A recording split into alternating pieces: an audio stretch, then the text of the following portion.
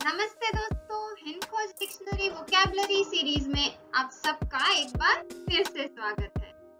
आज का ये हमारा सेशन है ह्यूमन बिहेवियर के बारे में, उसका पार्ट 3 मानव व्यवहार पार्ट 1 पार्ट 2 दोनों ऑलरेडी आ चुके हैं। डिस्क्रिप्शन में लिंक दी हुई है, आप रेफर कर सकते हो। ओके, आज हम और भी कुछ टाइप्स देखेंगे ह्यूमन बिहेवियर के, उन्हें क्या कहते हैं और भी वर्ड्स जानेंगे। तो शुरू करते हैं।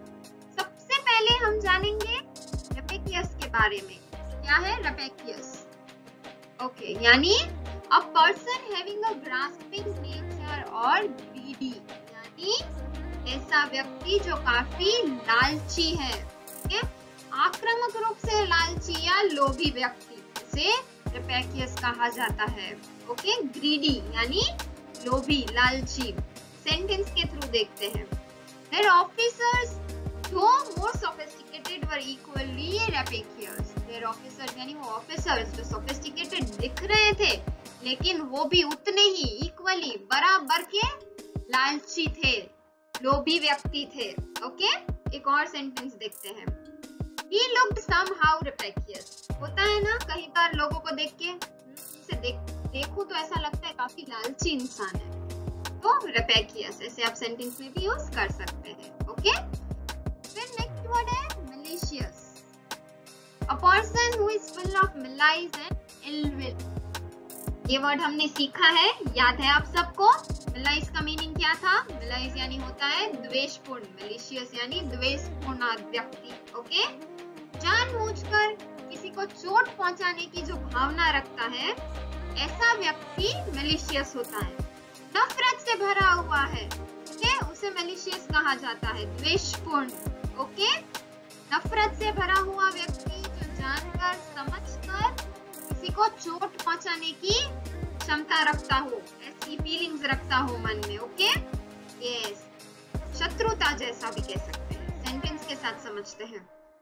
Because the man was angry with the government, क्योंकि गवर्नमेंट से गुस्सा था, He wrote a malicious letter to the president. उसने प्रेसिडेंट को लेटर लिखा। कैसा लेटर? malicious letter। तो यहाँ वो malicious letter क्या मीन कर रहा है? वो ये मीन कर रहा है कि क्योंकि वो व्यक्ति गुस्सा था, उसने नफरत से भरा, शत्रुता से भरा वो लेटर लिखा प्रेसिडेंट को, क्योंकि वो खुश नहीं था उनसे, गवर्नमेंट से। फिर एक और सेंटेंस देखते हैं।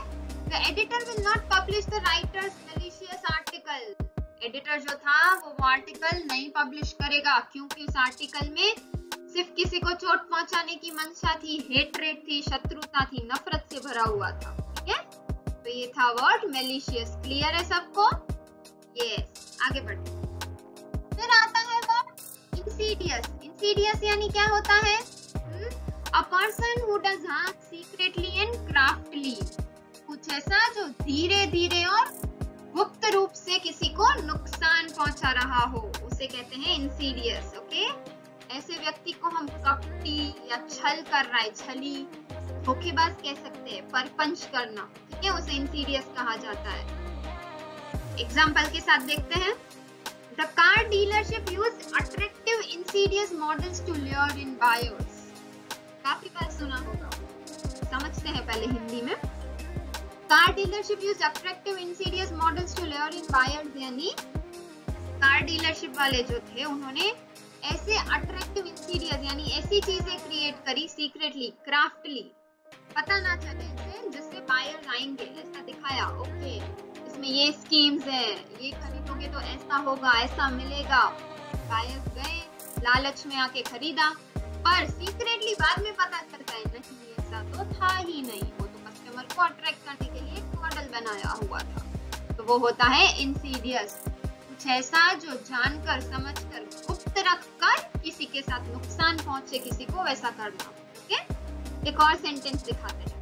Because I was so trusting, I did not realize the insidious man was using me to get information about the bank where I worked. क्योंकि मुझे इतना भरोसा था, मैं भरोसा कर लेती थी, मुझे ये बात रियलाइज ही नहीं हुई कि वो इंसीडियस मैन, यहाँ इंसीडियस मैन यानी ऐसा व्यक्ति जो धीरे धीरे गुप्त तरीके से सीक्रेटली मेरे से इंफॉर्मेशन निकलवाना चाहता था ताकि वो कोई नुकसान पहुंचा सके। ठीक है, उसे इंसीडियस कहा जाता है। बैंक के बारे में निकलवाना चाहता था क्योंकि मैं बैंक में काम करती हूँ। तो इंसीडियस वर्ड था ये। क्लियर है सबको? आगे बढ़ेंगे। यस। इंसीडियस के बाद आता है पेट्यूलेंट, यानी क्या होता है? अ पर्सन अनरीजनेबली इम्पेशेंट और इरिटेबल। क्या कहेंगे? ऐसा व्यक्ति जो चिड़चिड़ा हो, विशेष रूप से बचकाने तरीके से। ठीक है, विशेष रूप से बचकाने तरीके से। चिड़चिड़ा, ढीठ, उतावला, बेताब, सब्र ही नहीं होता वैसे लोगों को, वो पेट्यूलेंट कहा जाता है। ठीक है, जो चिड़चिड़ा होता है। एग्जाम्पल के साथ समझते हैं। When the movie started, the petulant infant would not stop crying because of the loud noise. होता है ना, कई बार हम मूवी थिएटर में जाते हैं, अगर कोई बच्चा लेके आया होता है तो कई बार ऐसे सीन आ जाते हैं या सडनली ऐसा कुछ हो जाता है कि वो बच्चा रोने लग जाता है, इरिटेशनली रोने लग जाता है या इरिटेट हो जाता है। पेट्यूलेंट इन्फेंट यानी बच्चों जैसा रोने लगना, वो तो बच्चा ही है खैर, इसीलिए। ठीक है, पेट्यूलेंट। एक और सेंटेंस देखते हैं। When Henry lost the chess match, जब हेनरी चेस का मैच हारे, he acted like a petulant little boy and knocked over the game board. बच्चों जैसा करने लग गए और वो बोर्ड को उड़ा दिया क्योंकि मैं चेस हार गया। इरिटेबल, चिड़चिड़ापन दिखाया उन्होंने। ठीक है, ऐसे लोगों को पेट्यूलेंट कहा जाता है। तो आगे बढ़ते हैं। अब आता है वर्ड हिपोक्रेट। सुना होगा, यूज भी करते होंगे इस वर्ड को, तो पर एग्जैक्टली पता है क्या मीनिंग है इसका? A person who is paying to be what he is not. एक वर्ड में अगर हिपोक्रेट को समझे तो इसे हम पाखंडी भी कह सकते हैं। ढोंगी जो होता है, जो वो है नहीं पर दिखा रहा है, उसे हिपोक्रेट कहते हैं। मैं ऐसा हूँ नहीं पर मैं ऐसा दिखा रहा हूँ कि मैं हूँ, इसीलिए मैं एक हिपोक्रेट हूँ। मैं ऐसा कर दूंगा पर जब हकीकत आती है तब मैं वैसा कुछ नहीं करती। I am a hypocrite. Okay? वो होते हैं हिपोक्रेट। सेंटेंस के साथ समझते हैं। When you agree to solve a cause and then back out, I would call that hypocrisy. यानी जब मैं अग्री कर रही हूँ, जो काम होने वाला है, जो कॉज आने वाला है, उसके लिए जो काम करना पड़ेगा मैं कराऊंगी, मैं हेल्प करूंगी, पर हकीकत में जब समय आया तब मैं बैक आउट हो गई। नहीं, मेरे पास टाइम नहीं है या कुछ भी, कोई भी रीजन है, तो उसे हिपोक्रेट कहा जाता है। दिखाया कुछ और हुआ कुछ और ही, हिपोक्रेट। ओके, पाखंडी। फिर नेक्स्ट आता है ऑप्टिमिस्ट। सुना है ऑप्टिमिस्ट, पेसिमिस्ट, आगे पेसिमिस्ट भी आएगा, पहले ऑप्टिमिस्ट समझते हैं। ऑप्टिमिस्ट यानी looks at the bright side of the life. Positive word है ना, आशावादी जिसे कहते हैं। अच्छे परिणामों की उपेक्षा करता हो वैसा व्यक्ति, जिसका एटीट्यूड पॉजिटिव होता है, आउटलुक पॉजिटिव होता है, कुछ भी सोचेगा हाँ अच्छा ही होगा, वैसे ही सोचता है। Bright side of the life, अच्छी चीज है जिंदगी के बारे में, उसे ऑप्टिमिस्ट कहा जाता है। सेंटेंस के साथ समझते हैं, ज्यादा क्लियर होगा। As an optimist I always believe tomorrow will be better than today. क्योंकि मैं ऑप्टिमिस्ट हूँ, एज एन ऑप्टिमिस्ट मैं हमेशा यही मानती हूँ कि मेरा जो कल होगा वो आज से बेटर जरूर होगा, क्योंकि मैं पॉजिटिव आउटलुक रखती हूँ। ओके, अच्छे परिणामों की उपेक्षा करती हूँ। एक और सेंटेंस देखते हैं। My sister is not an optimist because she always expects the worst case scenario. पर लेकिन my sister वो ऑप्टिमिस्ट नहीं है, वो bright side of the story कभी नहीं देखती, क्योंकि जब कुछ होता है तो वो उस सिनेरियो का वर्स्ट देखने की कोशिश करती है, बुरे से बुरा यही होगा। पॉजिटिव नहीं देखती कि नहीं अगर अच्छा हो गया तो ऐसा भी हो जाएगा, नहीं, वो ऐसा नहीं सोचती, इसलिए वो ऑप्टिमिस्ट नहीं है। इस तरह से भी इस वर्ड का यूज हो सकता है, इसीलिए दोनों तरीके से दिखाया है। ओके, आगे पेसिमिस्ट समझते हैं तो आप इस सेंटेंस को भी समझ पाएंगे। पेसिमिस्ट यानी, पेसिमिस्ट क्या होता है? ऑप्टिमिस्ट का opposite. He looks at the dark side of the life, while optimist looks at the bright side of the life. Pessimist जो होते हैं वो डार्क साइड की तरफ देखते हैं, निराशावादी लोग नेगेटिव ही सोचते हैं, उसे पेसिमिस्ट कहा जाता है। बुरा ही सोचना है, एक व्यक्ति जो चीजों को सबसे बुरे पहलू को चीजों की सबसे बुरे पहलू की तरफ देखेगा, सबसे पहले बुरी चीज पे विश्वास कर देगा, वो होता है पेसिमिस्ट। ओके, एग्जाम्पल के साथ समझते हैं। जैसे मैंने ऑप्टिमिस्ट एग्जाम्पल में कहा my sister is not optimist, वैसे भी कह सकते हो माय सिस्टर इज पेसिमिस्ट, क्योंकि वो पूरी साइड ही देखती है। उस वर्ड को वैसे भी यूज कर सकते हैं। यहाँ जो सेंटेंसेस है वो देखते हैं। सबसे पहले हमने लिया है racists tend to have pessimist views about interracial marriage। सुना होगा, सब वाकिफ होंगे इससे। ऐसे कई लोग हैं आज भी इंटरकास्ट मैरिज के लिए वो लोगों का ओपिनियन पेसिमिस्ट है, नहीं अच्छा है ही नहीं, ये कास्ट और वो कास्ट में आपस में शादी कर ही नहीं सकते। Pessimist view, okay. Dark side of the life देखते हैं, पॉजिटिव थिंग्स नहीं सोचते। अच्छा भी हो सकता है, क्यों नहीं हो सकता। एक और सेंटेंस देखते हैं।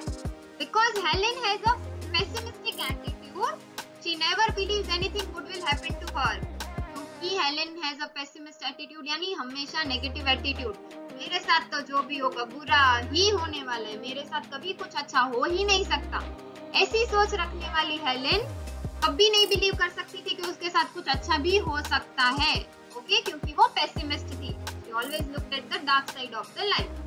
तो ये था वर्ड पेसिमिस्ट। क्लियर हुआ? Optimist, pessimist, okay. यस, आगे बढ़ेंगे। फिर आता है हमारा नेक्स्ट वर्ड मार्टिनेट, यानी he is a stickler for discipline. एक व्यक्ति जो पूरी तरह से अनुशासन पर जोर देता है, आज्ञाकारी होने पे जोर देता है, उसके लिए अनुशासन बहुत महत्वपूर्ण है और वो उस पे स्टिक भी करते हैं। सेंटेंस के साथ देखते हैं।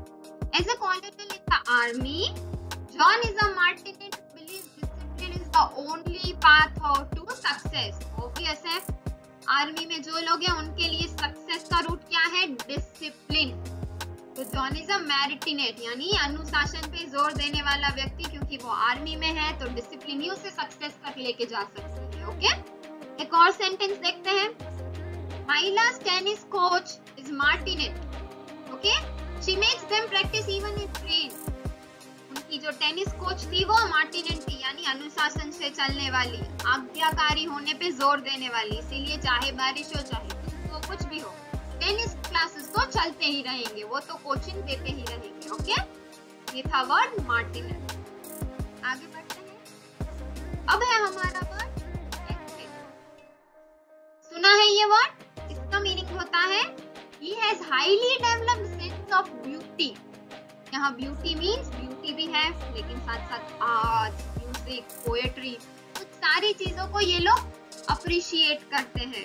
ऐसा व्यक्ति जिसके लिए कला, आर्ट, प्रकृति की सौंदर्य के प्रति वो संवेदनशीलता रखते हैं, ओके। उदारता से देखते हैं, काफी अच्छे से समझते हैं, उसका सेंस डेवलप करते हैं, ओके। उन्हें कहा जाता है एस्थेटिक। एग्जाम्पल के साथ देखते हैं।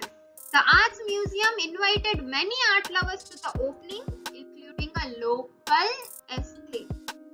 आर्ट म्यूजियम में उन्होंने सबको इनवाइट किया, आर्ट लवर्स जितने भी थे उनको ओपनिंग में आने के लिए, लेकिन उन्होंने एक ऐसे लोकल एस्टेट को भी इनवाइट किया जो उन चीजों में काफी अच्छे से समझता था उन चीजों को, उसके लिए आर्ट, म्यूजिक, पोएट्री सब एक ब्यूटी थी और वो उन सबको अप्रिशिएट करता था, ठीक है। ये था वर्ड एस्थेटिक। फिर नेक्स्ट वर्ड है हमारा पेडेंट। पेडेंट यानी क्या होता है? He makes a display of his learning। ऐसे लोगों को पेडेंट कहते हैं। सुना है? विद्वान या विद्वान व्यक्ति, लेकिन वो अपने जो सीखा है उसने उसका प्रदर्शन जरूर करते हैं, इसे पेडेंट कहा जाता है। मैंने ये सीखा है तो मैं तुरंत सबको बताऊंगी, भाई मुझे तो ये सब आता है, शो ऑफ करूंगी मैं अपनी लर्निंग्स का, इसे पेडेंट कहा जाता है। सेंटेंस के साथ समझते हैं इस वर्ड को, बहुत अच्छे से समझ आएगा। Whenever we had a problem or a question to solve, our pedant next door would interject his solution every time। जब भी हमें कुछ प्रॉब्लम होती थी क्वेश्चन सॉल्व करने में, तब our pedant next door, हमारे बाजू में जो पेडेंट रहते थे, जो विद्वान रहते थे, इंटरजेक्ट करते थे। इंटरजेक्ट यानी बीच में बोलना। हम सॉल्व कर रहे हैं लेकिन क्योंकि उनको आता है, उन्हें ऐसा लगता है कि उनके पास पूरी नॉलेज है, वो आके बीच में जरूर बोलेंगे। हमेशा अपना एक सॉल्यूशन सामने जरूर रखेंगे, चाहे सामने वाला सुनना चाहता है नहीं सुनना चाहता, उससे कोई फर्क नहीं पड़ता। उन्होंने जो सीखा है वो जरूर डिस्प्ले करेंगे, ओके। वैसे लोगों को पेडेंट कहा जाता है। नेक्स्ट आता है वर्ड सिकोपेंट, यानी he is a servile flattery of the rich and powerful. अगर एक वर्ड में कहे तो ऐसे व्यक्ति को चापलूसी कहा जा सकता है। ऐसे व्यक्ति जो चापलूसी करते हैं, जहां उनका कोई फायदा है वहां सामने वाले की चापलूसी करते हैं ताकि उनका काम हो जाए। अगर मैं इसके साथ अच्छे से बात करूंगा तो मेरा ये काम निकल जाएगा, मैं करवा लूंगा। ऐसे लोगों को सिकोफेंट कहते हैं, चापलूस जो होते हैं। ओके, सेंटेंस के साथ समझते हैं। Hazen felt the only way he could get a promotion at work was to act like a sycophant and become our supervisor's biggest fan. Hazen को क्या लगा, अगर उसे काम में प्रमोशन चाहिए तो उसे एक सिकोफेंट बनना पड़ेगा। सुपरवाइजर को ऐसा दिखाना होगा कि मैं आपका सबसे बड़ा फैन हूँ। ऐसा करने से उसे क्या फायदा होगा, उसे प्रमोशन मिलेगा। तो अपने फायदे के लिए जब उसने किसी और की चापलूसी की तो उसे सिकोफेंट कहते हैं। क्लियर है सबको? Yes, very good. फिर नेक्स्ट आता है वर्ड हेडोनिस्ट। हेडोनिस्ट यानी he lives his life purely for pleasure, especially physical pleasure. समझ रहे हैं? ऐसे भी व्यक्ति होते हैं। जी हाँ, ऐसे व्यक्ति जो जीते हैं सिर्फ सुखी रहने के लिए, बस वही एक लक्ष्य है उनका, सुखी रहना, फिजिकल प्लेजर मिलना। जीवन में सुखी रहना, बस अंत हो गया जीवन का। उसके लिए कोई रीजंस नहीं, कोई गुड रीजन, कोई बैड रीजन नहीं चाहिए, बस सुखी रहो, प्लेजर मिले, सुखी रहो। हेडोनिस्ट एग्जाम्पल है हमारे पास दो, उससे ये ज्यादा बेटर समझ आता है meaning. My neighbor is a hedonist who likes to party all night. Hedonist यानी मेरा नेबर इतना खुश मिजाज है, इतना लाइफ को खुशी से जी रहा है कि वो हर रात पार्टी करता है। यहाँ hedonist का मतलब खुश होना, यानी whatever be the scenario, आपके आसपास चाहे कुछ भी चल रहा हो, चाहे कुछ बुरा भी चल रहा हो, लेकिन आपकी जिंदगी का एक ही मौके पे एक ही लक्ष्य है, मैं तो खुश ही रहूंगी, किसी के साथ कुछ भी हो जाए। वैसा है hedonist का मीनिंग। ओके, एक और सेंटेंस देखते हैं। The priest is not a hedonist because he cares a great deal about other people. Priest जो है वो hedonist नहीं है, वो किसी भी सिचुएशन में अपनी लाइफ को खुशी से नहीं बिता सकता। उसे फर्क पड़ता है उन्हें कि अगर दूसरे के साथ कुछ बुरा हो रहा है तो वो खुश नहीं रह सकते। ठीक है, तो जो किसी के साथ कुछ भी हो लेकिन उनका मोटिव एक ही है, जिंदगी का लक्ष्य ही एक है, खुश रहना, सुखी रहना, वैसे लोगों को hedonist कहा जाता है और वो सुखी रहते भी है। फिर आता है वर्ड इन्फिडेल। इन्फिडेल यानी he has no belief in a specific religion.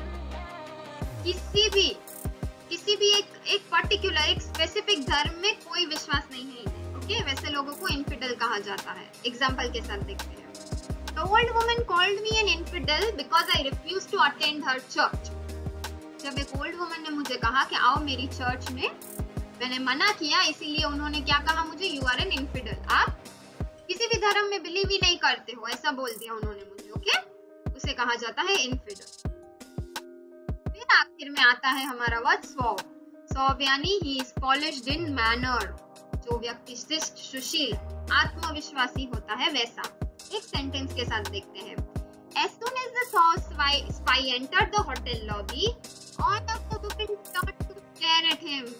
जैसे ही वो स्पाई यानी शिष्ट, सुशील, आत्मविश्वासी रूम में एंटर हुआ, होटल लॉबी में एंटर हुआ, सारी विमेन जितने भी थे वो पलटे और उसकी तरफ देखने लग गए। क्लियर है ये वर्ड? यस।